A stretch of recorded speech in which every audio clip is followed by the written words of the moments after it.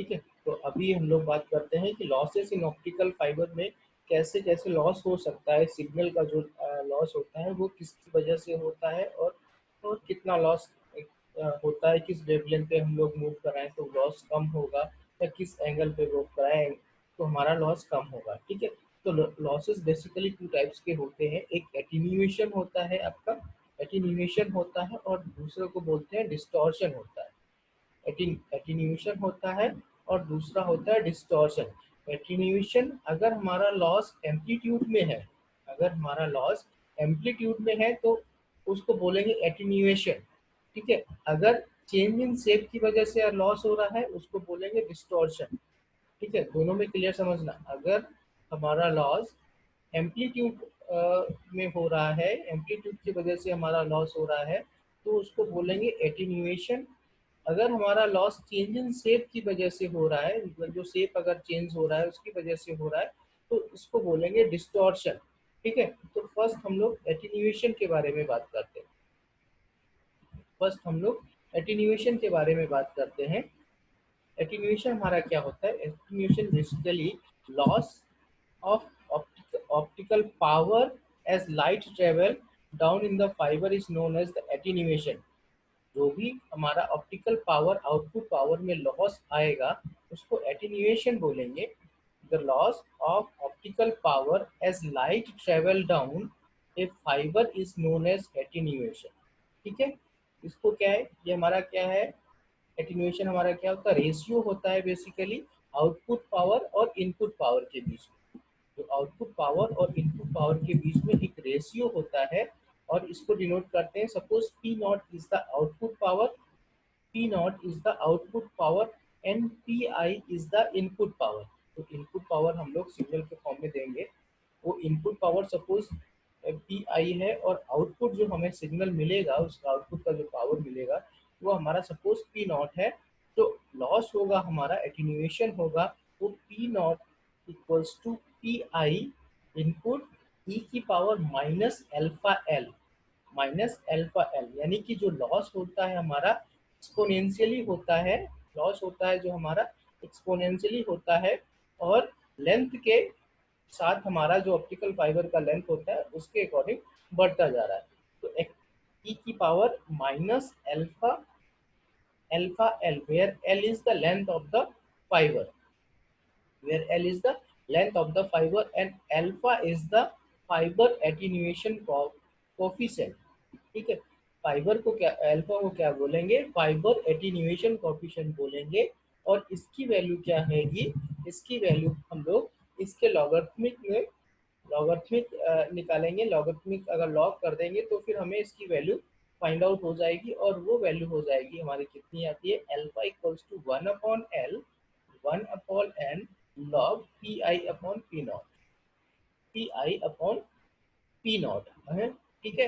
अगर यूनिट हम डेसिबल में निकालेंगे, डेसिबल पर किलोमीटर के हिसाब से अगर निकालेंगे, यूनिट रखते हैं, तो अल्फा की वैल्यू हो जाएगी 10/L, 10/L log P I upon P not, log P I upon P not. ठीक है। और आइडियल कंडीशन अगर हम लेते हैं कि हमारा कोई लॉस नहीं होता है, कोई लॉस ही नहीं होता है, तो हमारा अल्फा की वैल्यू 0 होगी।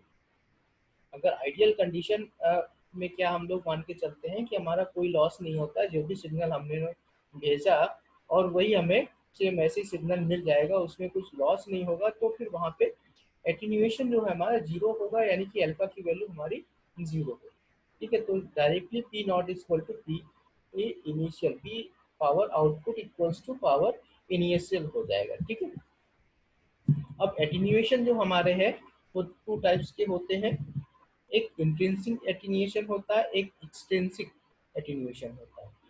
एक इंट्रिंसिक एटीन्यूएशन होता है और एक एक्सट्रिंसिक एटीन्यूएशन होता है। ठीक है।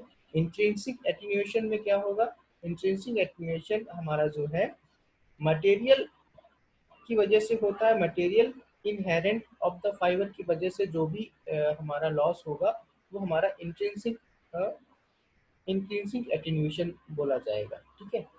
Intrinsic attenuation result from the material inherent to the fibre.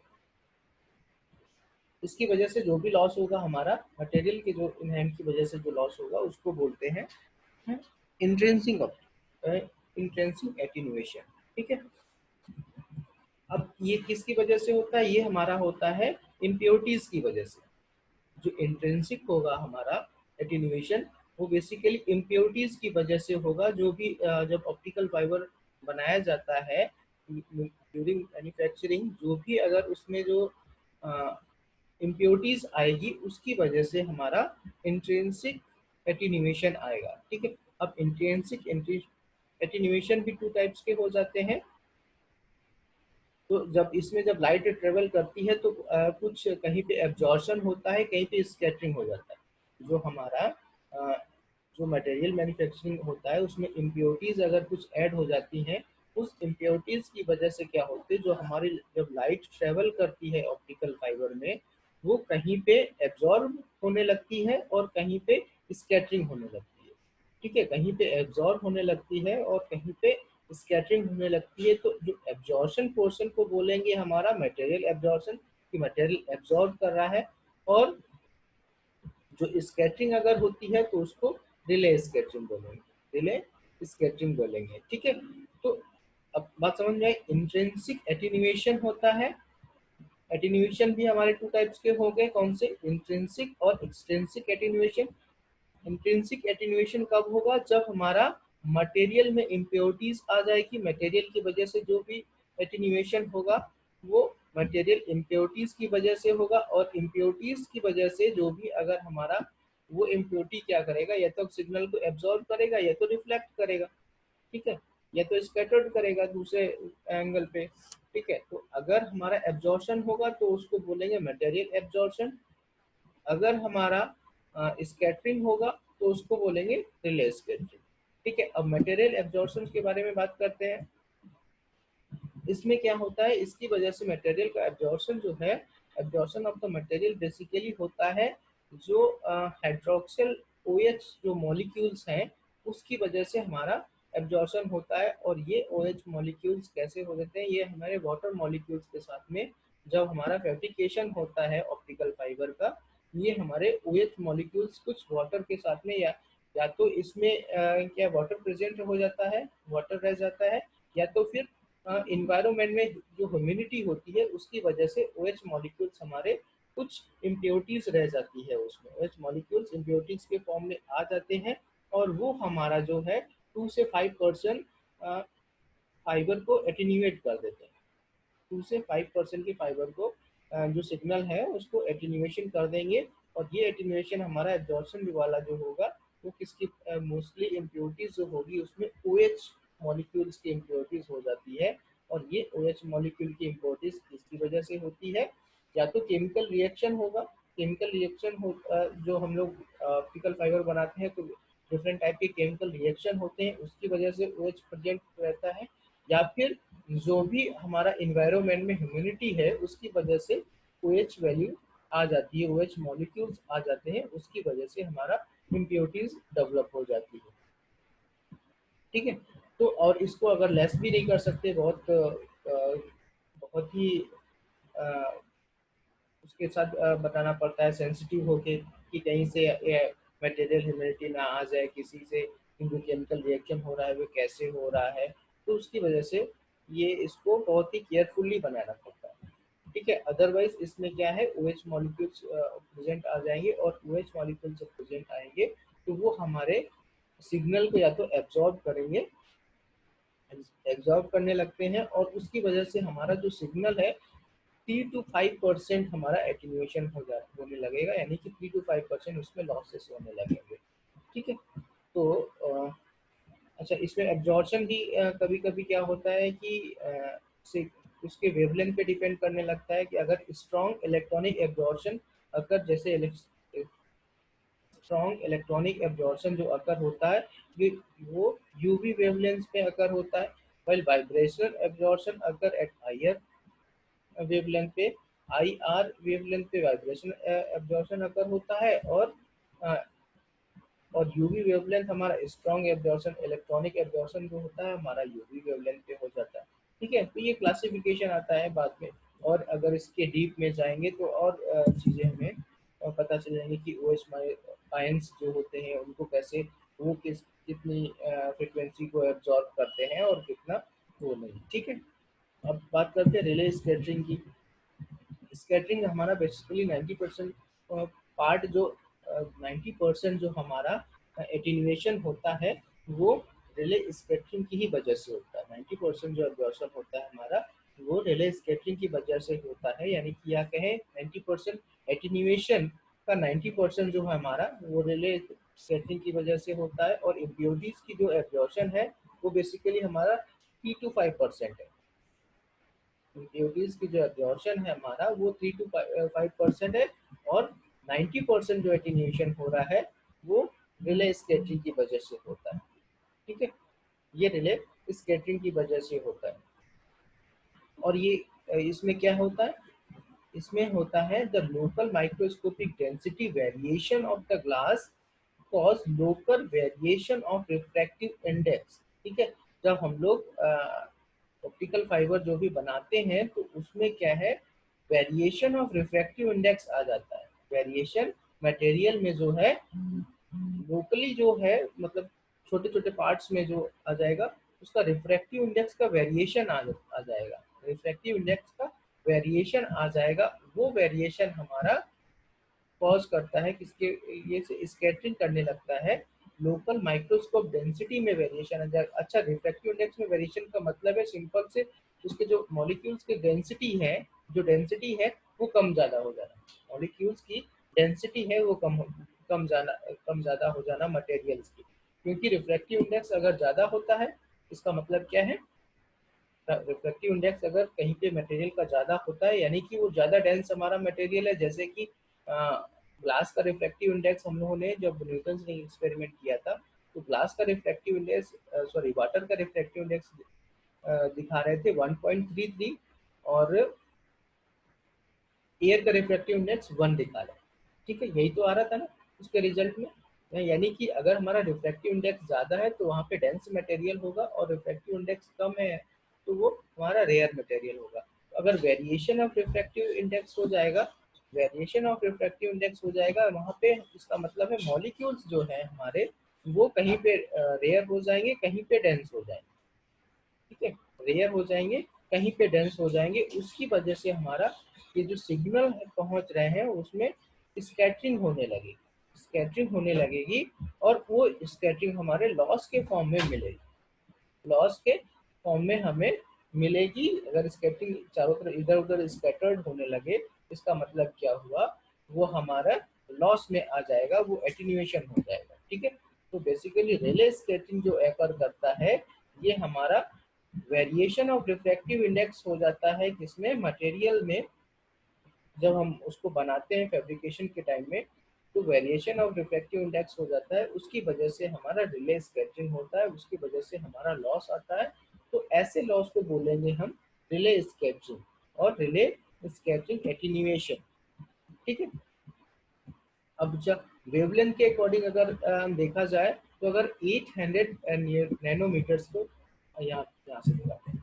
अगर हम वेवलेंथ के अकॉर्डिंग में हम बात करते हैं तो 820 से 880 नैनोमीटर्स तक, 820 से 880 नैनोमीटर्स तक हमारा क्या होता है, 2.2 डेसिबल पर किलोमीटर के हिसाब से लॉस होता है। 2.2 डेसिबल पर किलोमीटर के हिसाब से लॉस होता है। अगर हम वेवलेंथ जैसे बढ़ाते हैं यानी कि 1200 से 1320 नैनोमीटर पे करते हैं वेवलेंथ, तो हमारा जो लॉस हो जाता है वो 0.6 डीबी पर किलोमीटर होता है।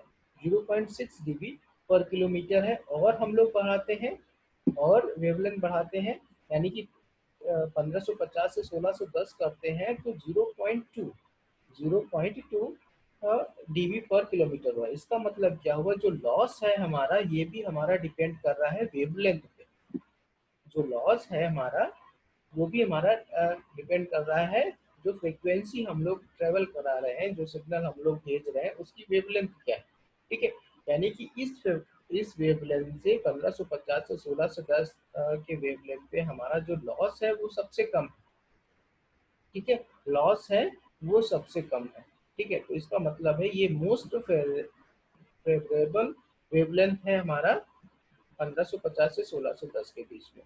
ठीक है, और इसका भी और क्लासिफिकेशन करेंगे, इसके और अंदर जाएंगे तो हमें पता चलेगा कि 1300 नैनोमीटर जो होता है उसमें सबसे कम लॉसेस होता है। 1300 नैनोमीटर में जो है वो सबसे कम लॉस का लॉस होता है।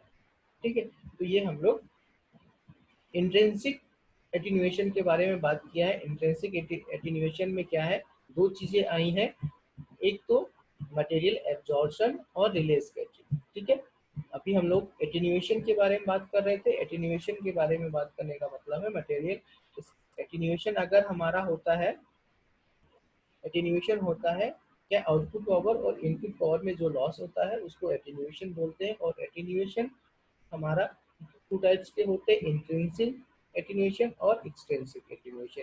इंट्रिंसिक एटीन्यूएशन पे क्या आता है, इंट्रिंसिक एटीन्यूएशन हमारा मटेरियल इम्प्योरिटीज की वजह से होता है, जो जो भी इम्प्योरिटीज आती हैं, और ये इम्प्योरिटीज हमारी टू टाइप्स के होती हैं।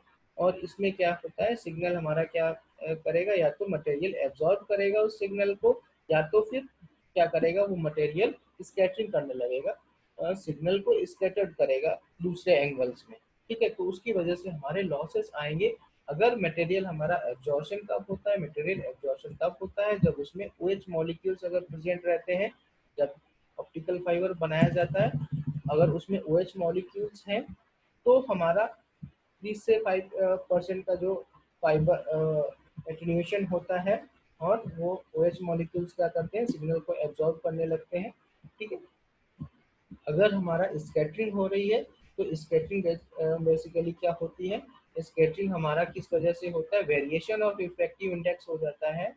वेरिएशन ऑफ रिफ्रैक्टिव इंडेक्स हो जाता है मटेरियल्स में, उसकी वजह से हमारा स्कैटरिंग होने लगता है। और स्कैटरिंग की वजह से जो लॉस होता है उसको रिले स्कैटरिंग एटीन्यूएशन बोलेंगे। और ये हमारा लॉस वेवलेंथ पे भी डिपेंड करेगा, इस वेवलेंथ पे कितना लॉस होता है।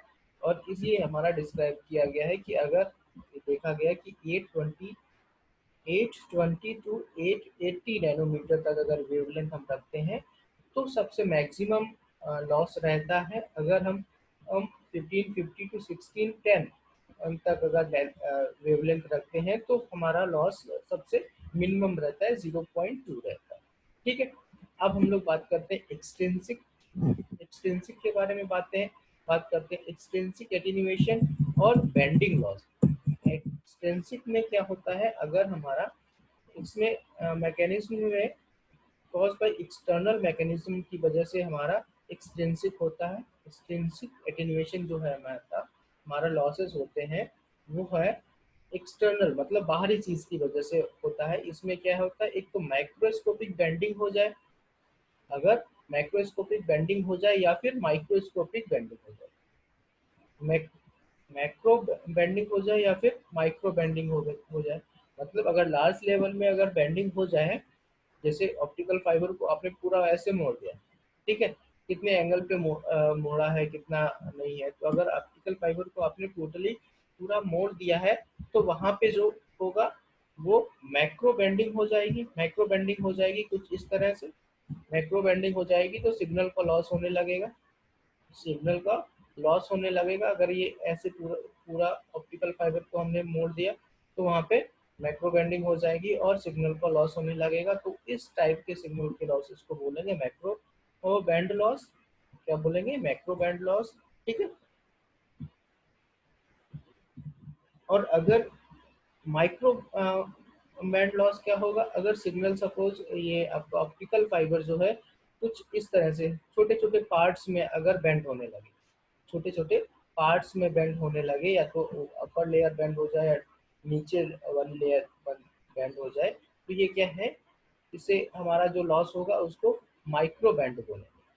उससे जो लॉस होगा हमारा उसको बोलेंगे माइक्रो बैंड बोलेंगे। मतलब छोटे छोटे पार्ट्स में हमारा बेंड हो रहा है ऑप्टिकल फाइबर, और उसकी वजह से हमारे जो थीटा बन रहा था, जो क्रिटिकल एंगल और एंगल ऑफ प्रोपोगेशन जो थे वो हमारे डिस्टर्ब हो जाते हैं। उसकी वजह से जो भी लॉस होगा उसको माइक्रो बैंड लॉस बोलेंगे, उसको बोलेंगे माइक्रो बैंड लॉस। ठीक है, तो हम लोगों ने क्या बात की, एटीन्यूएशन की बातें की, यानी कि एटीन्यूएशन किसकी वजह से होगा, मटेरियल की वजह से जो भी लॉस होगा उसको एटीन्यूएशन बोलेंगे, यानी कि एम्पलीट्यूड में जो लॉस होगा उसको हम लोग क्या बोलते थे, एटीन्यूएशन। ठीक है, अगर उसके पावर्स में लॉस होता है, अगर उसके फेस में लॉस होता है तो उसको बोलते हैं डिस्टॉर्शन। अगर उसके फेस में लॉस होगा तो उसको बोलेंगे डिस्टॉर्शन।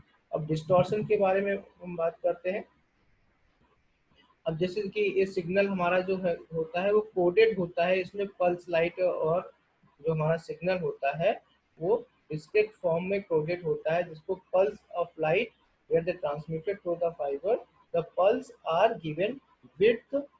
जो पल्स जो सिग्नल को हम लोग क्या करते हैं, पल्स के फॉर्म में कन्वर्ट करते हैं, और वो पल्स को हम लोग कुछ विड्थ देते हैं, कुछ एम्पलीट्यूड उसका होता है, और कुछ टाइम के इंटरवल के बीच में हम लोग उसको प्रोपोगेट कराते हैं ऑप्टिकल फाइबर।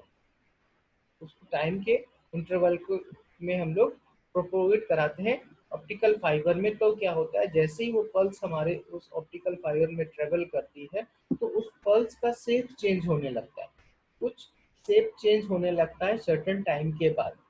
सर्टेन टाइम के बाद में फेस चेंज कह सकते हैं, या उसका शेप चेंज होने लगता है। तो उस शेप और फेस की वजह से जो भी हमारा लॉसेस होगा उसको हम लोग डिस्टॉर्शन बोलेंगे। और डिस्टॉर्शन जो हमारा आएगा कुछ इस तरह होता है।